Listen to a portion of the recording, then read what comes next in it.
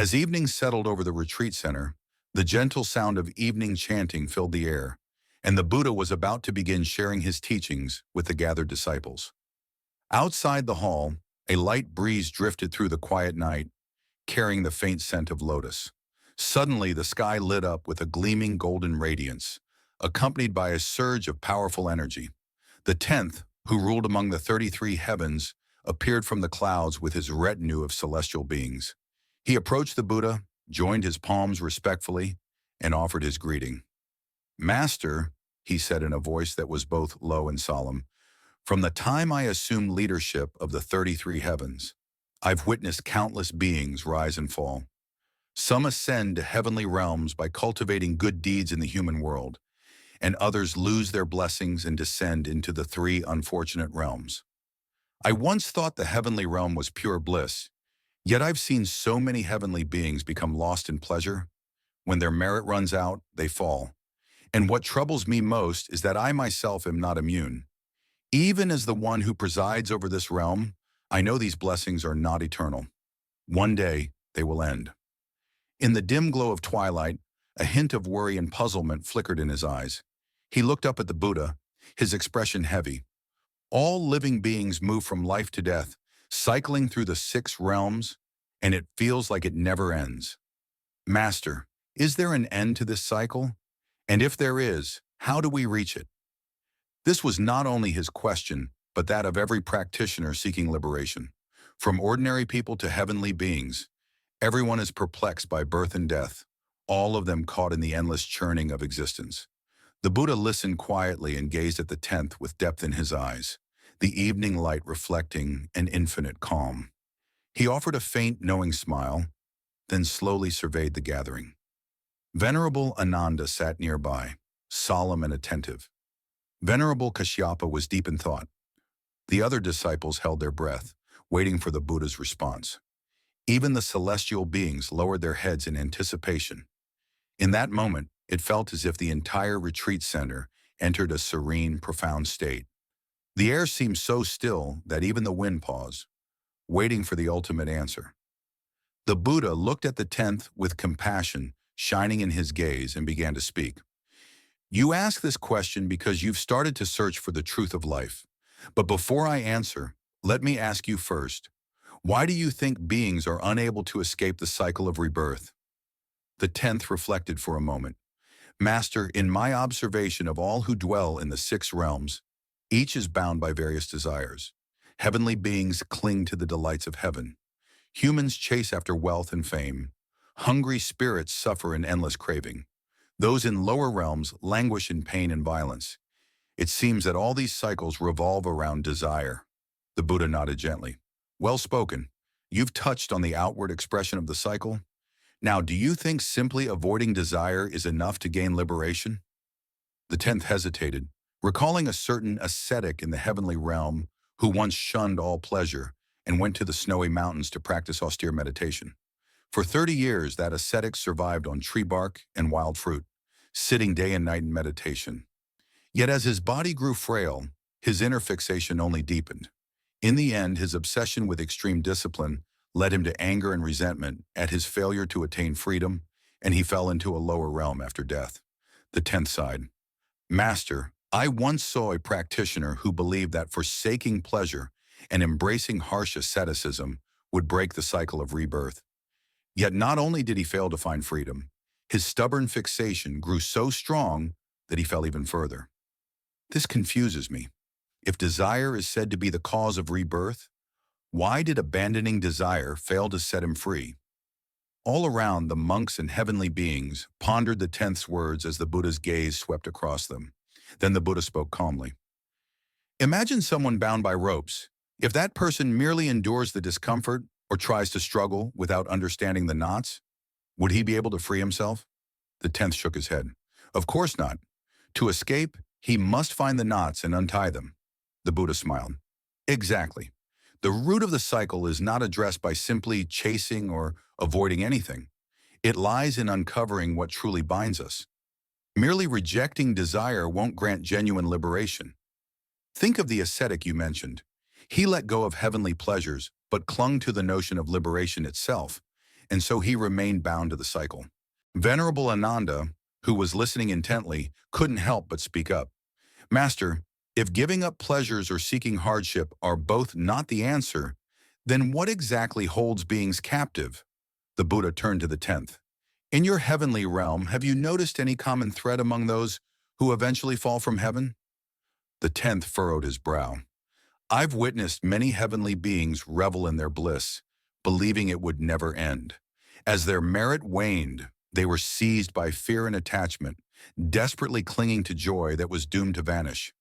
In spite of all their struggle, they couldn't avoid their descent. The Buddha nodded. So, is it the heavenly blessings themselves that cause the fall? Or is it ignorance and clinging? After a moment of silence, the 10th seemed to grasp a deeper realization. Master, you mean that it's not the blessings running out that truly brings them down, but rather their inability to understand impermanence. If they never believed heavenly pleasure was permanent, they wouldn't be so terrified when it began to fade. The Buddha responded gently. Precisely. The real cause behind the cycle of rebirth isn't just desire, it's attachment. Desire is just the surface. The true chain that traps beings is attachment to what they possess, attachment to a personal identity, attachment to an illusion of permanence. Venerable Kashyapa spoke up. Master, I once encountered a wealthy merchant who lived in constant worry over his immense fortune. He buried all his wealth underground and guarded it day and night until he broke down, lost his sanity, and died in despair. Doesn't this also suggest that attachment is the root of suffering? The Buddha nodded approvingly. Yes, wealth itself doesn't create suffering, nor does heavenly bliss cause anyone to be trapped in the cycle. Pain arises from fear of loss, fear of change, fear of impermanence. Because beings can't accept impermanence, they cling, and that is the true knot in the cycle of rebirth. Indra, the 10th, took a deep breath, realizing that this cycle was more intricate than he ever imagined. It wasn't just cause and effect or accumulating virtue. It was a prison of fixation, and to break free, merely giving up pleasure or seeking hardship was not enough. Master, he said, if attachment is at the heart of the cycle, what exactly are we most attached to? A slight smile appeared on the Buddha's lips as he looked into Indra's eyes.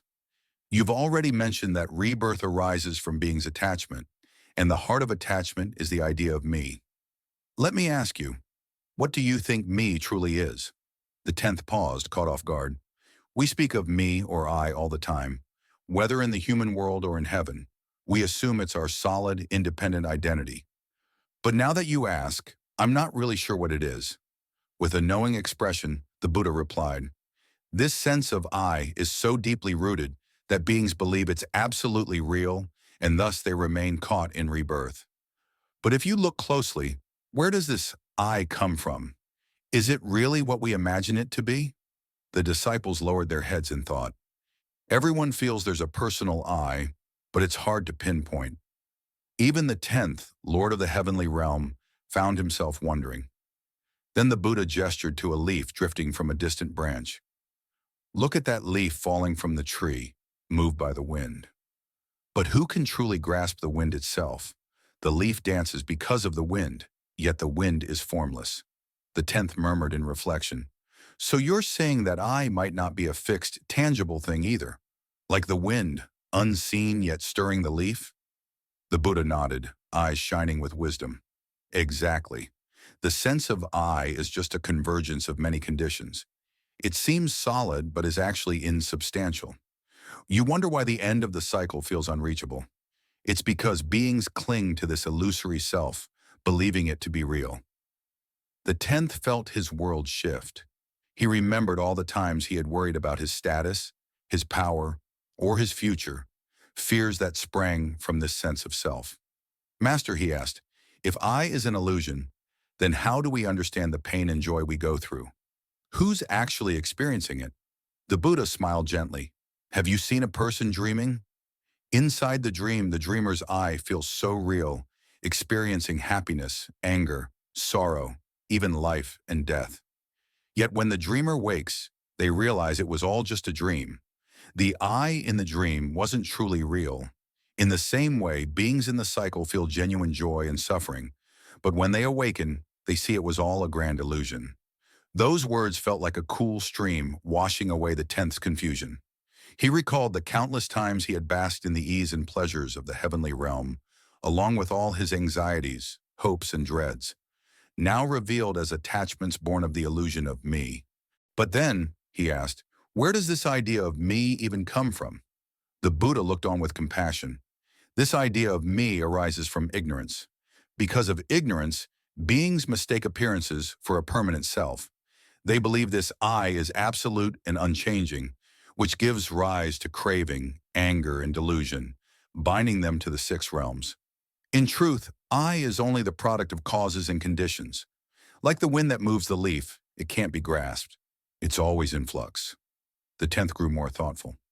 Master, if the self is illusory, then how should we practice so we can see through it and break free from the cycle? The Buddha's gaze was calm and unwavering. To escape the cycle of rebirth, you must first recognize that the self is an illusion. Don't cling to me or anything I might possess.